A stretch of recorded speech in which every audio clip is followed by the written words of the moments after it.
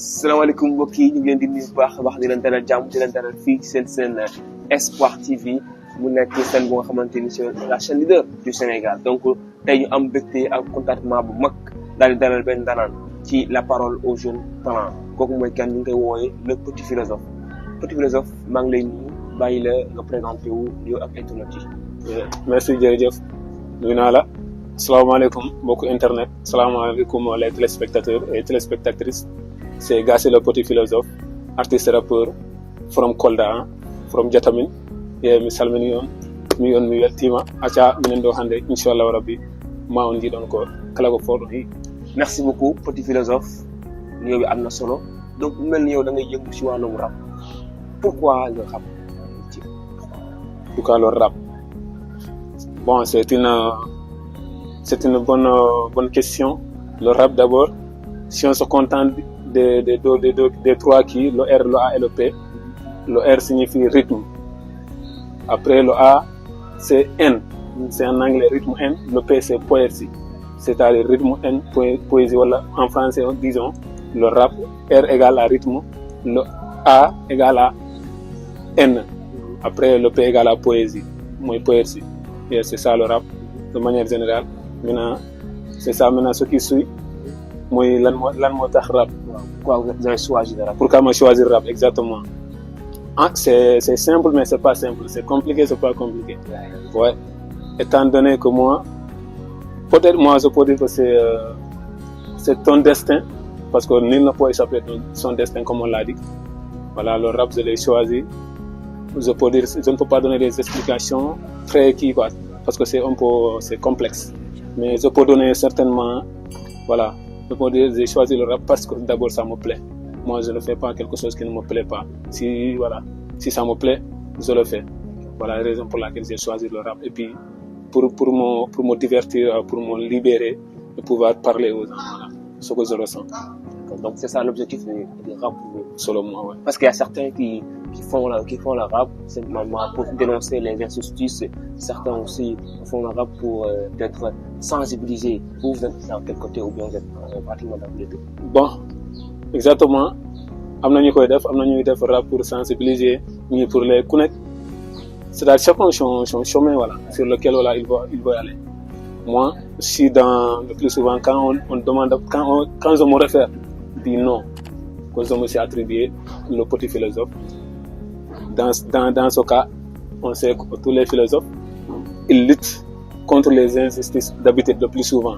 Voilà, ils sont dans les corrections, voilà, dans les faisait ceci et laisser cela. Cela veut dire que ils sont dans le droit au but. Ils savent maintenant ce qu'ils font. Là, ils sont tout simplement des révolutionnaires. Voilà, c'est dans ce sens que moi j'ai choisi le rap pour révolutionner. Parfois, de manière générale, j'ai choisi le rap. Il y a le côté révolutionnaire, il y a le côté tamit humain. Quand je dis humain, voilà, c'est-à-dire tout ce qui touche l'être humain, que ce soit les mots, je soigne les mots par les mots. Très bien, très bien. Donc depuis quand vous avez commencé le rap? Depuis quand? Parce qu'après vous êtes étudiant en licence 2 et vous apprenez. Donc depuis quand vous avez commencé le rap et comment ça se passe avec les études? Yeah, exactement. J'ai commencé le rap, ça n'a pas duré, hein. Ça n'a fait que, je peux dire, 2 ans. 2 ans, voilà. Parce que c'est l'année 2023, 2024. 2022, 2023, je dirais. C'est en ce moment-là dans cette époque que j'ai démarré le rap. Maintenant, c'est ça, après, je suis là dans ce cas présent, je continue, je suis mon chemin.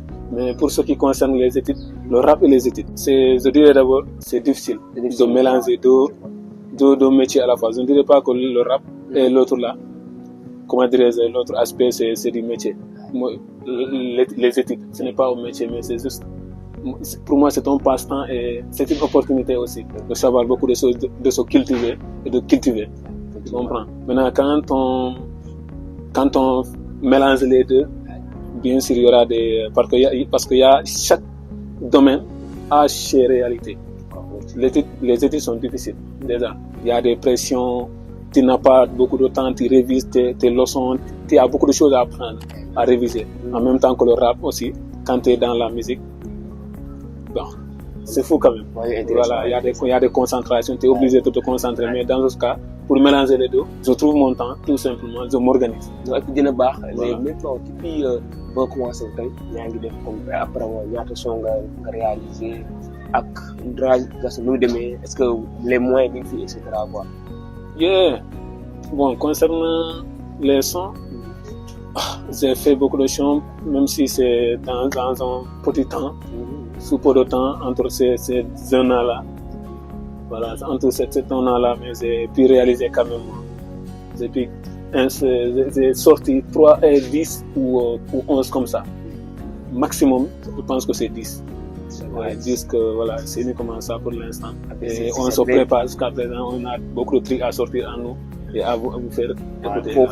Là où je voulais vous dire, apparemment, am na lay wàcc xanaa am na grand am na nga xam ne yaa ngi wàcc ci tabaski bi ak aussi ay album yu Exactement. Yeah, avant tout d'abord, je vous présente mon big show, big concert, you know, lendemain Tabaski, 2e jour, Inch'Allah Rabbi. C'est la 2e édition. Chez mon village natal, Diatamine City. Tout le monde me soutient. Kon gars yi ne ko fàtte. Oui, Espoir TV. Voilà, Espoir TV. Tout le monde est invité. Voilà, le concert, ça sera comme on l'a fait l'année dernière. Mais cette fois-ci, Inch'Allah Rabbi, si Dieu le veut bien, on pense évoluer dans tous les côtés, que ce soit dans l'organisation ou autre chose que ce soit. Donc, temps mi ngi dem te internet yi bëgg nañ découvrir carrément kan mooy le petit philosophe te bëggoon naa nag si seen Espoir TV balaa ñoo quitté nga may ñu au moins benn freestyle gars yi mën a xam kan mooy petit philosophe. Yeah. Nga bëgg a rappeler tout quoi, ok? Yes. Nice. Déjà d'abord c'est le petit philosophe en Gassé, il y a l'artiste libre, l'artiste indépendant, l'homme qui a l'air solide. Tu sais ou tu ne sais pas, tais-toi. Au final, tu sauras, yeah, ok, toujours debout comme le poteau. Déjà prêt pour faire le hip-hop, moi je suis visionnaire miraculeux, aussi plus courageux que mes rivaux. Bidi inote di horende no heyim ne jangi maîtrise mbi nato sida souci. Nde rabdo ko joni mi timen kono boy ko pokken mi. Jono mbay ari xame fakiri mbi mi sina Allah mi yan ko darne mi le petit philosophe lan yaro kancang mi raba mo faji bendi wadi kentam wele ma metti ma ko market da kam bay ko rapami ko nanni jogi fayda. Men mi yara mere de no dari hayti de sama kala libani kambe Allah o kimi dole angam be jogori tampude onon emen ko ni mbadu den no gilani e gire de matondri hatta dum mitimo on si gembe wallahi man amomorom gasse je suis un homme aux solutions en plus moi j'ai de la finition je suis un homme hors du commun oui on se fait toujours l'impossible si l'on récolte ce que l'on sème alors moi mes récoltes seront des trophées I say bude def rap que c'est me am always ready man. Yes my nigga. Merci beaucoup petit philosophe en tout cas kontaan trop ci dara la fii ci Espoir TV macha Allah waxtaan bi am na solo.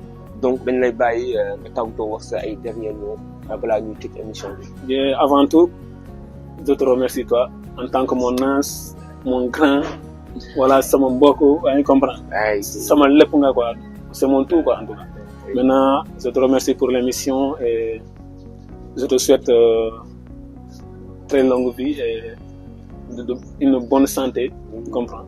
Après tout ce qui suit, maa ngi nuyu sama téléspectateurs yi sama fans yi sama mélomanes yi you know c'est Gassi le petit philosophe. Je vous donne rendez-vous le 2e jour de la Tabaski 2025 nee naa leen big up jërë ngeen jëf merci pour les soutiens. Merci beaucoup merci les philosophes merci beaucoup xam naa ne léegi rek am na foo war a dem jouer ji donc buñ la fi téye te inchallah bu ñu ànd ak yow découvrir ko wan ko yi nga xam te ni mooy les téléspectateurs inchallah rabbi ngeen xaar ko bu baax kon mbokk yi leen jaajëfal bu baax di leen jox dig daje ak beneen yoon ci notre chaîne Espoir TV ak seen émission la parole aux jeunes talents tey dalal petit philosophe jërë ngeen jëf.